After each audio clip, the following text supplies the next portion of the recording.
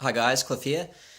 I've had this question a couple of times around the topic of ambassador payments, ambassadorships, endorsements for various products and services.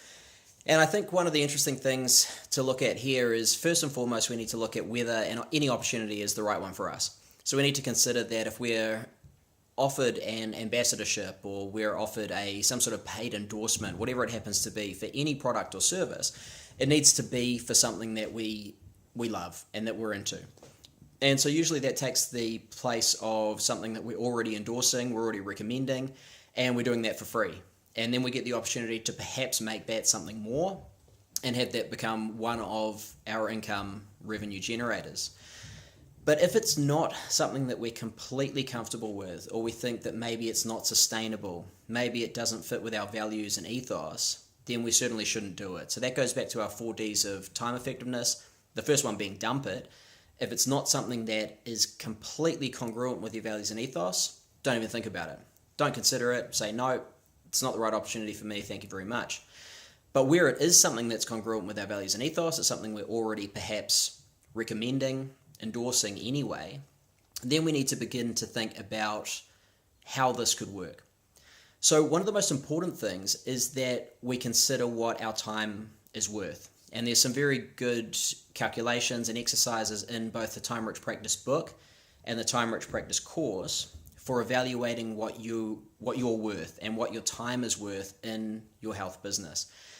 Now, anything that you're going ahead and doing needs to be in line with that. You don't want to start doing more work for less pay. That's never the way it should go. It should only be the other way, basically, where we're beginning to give ourselves more time and we're beginning to generate greater amounts of income for that time over time.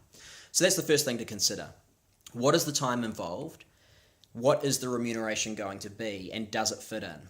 And that can give you a really good starting point, because you can go back and look at, well, with the commitments I'm going to have, I might be engaged to do certain speaking appearances or do some social media posts or write some blog posts. How long is that going to take me?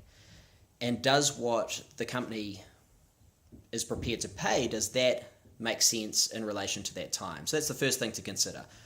How much time is it going to cost? What is my time worth? Does the remuneration work out in response to that? There are also likely to be both tangible benefits for you and the company. The tangible benefit that is going to be most apparent for you initially is how much you're getting paid. But don't neglect that there is going to also be intangible benefit, and that's going to be both for you and the company or the brand that you're endorsing. The intangible benefits for you are likely to be visibility and profile. So for example, if you are being asked to be an ambassador for a particular product and they have a very big reach through social media, or their blog receives thousands, tens of thousands, millions of hits a month, and you're going to potentially benefit from that in terms of your profile and visibility, then you need to also take that into account. One way to look at that is, if you have free time now, then why not get some extra traction and visibility? So again, a lot of it comes down to time and what you have available. So those are just a couple of the ways to consider that question. Chuck into the comments on Facebook any questions you have around this. I hope that helps to at least get you started thinking. Remember that the exercises for determining your value and what you should be charging are in the Time Rich Practice book and the Time Rich Practice course. And there's also just a little bit in there as well about endorsements, sponsorships, and how that can benefit you and your business. So I hope that helped. Let me know if there's any questions.